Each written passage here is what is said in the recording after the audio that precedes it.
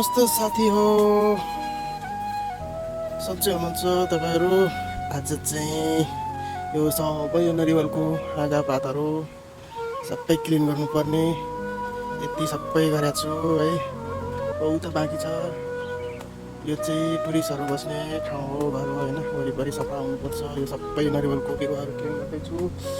अनि भन्नुपर्दा अब यतातिर समुद्र छेउमा है, उतातिर टुरिस्टहरू खेल्दैछन्, हेर्नु है त, देख्न सक्नुहुन्छ है।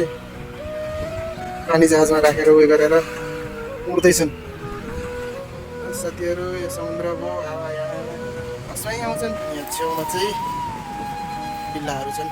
बिल्ला भनेको चाहिँ यो घर भन्छन् क्या मोरिसियनमा। यो एउटा बिल्ला भयो, उतापट्टि दुईवटा बिल्ला भयो।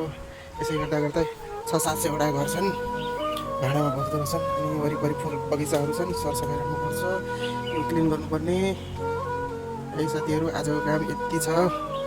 यो काम गरिसकेपछि आजको ड्युटी खत्तम। ल साथीहरू, बाँकी अर्कोचोटि देखाउँला है तपाईँहरूलाई, राम्रो भ्युज देखाउने छु।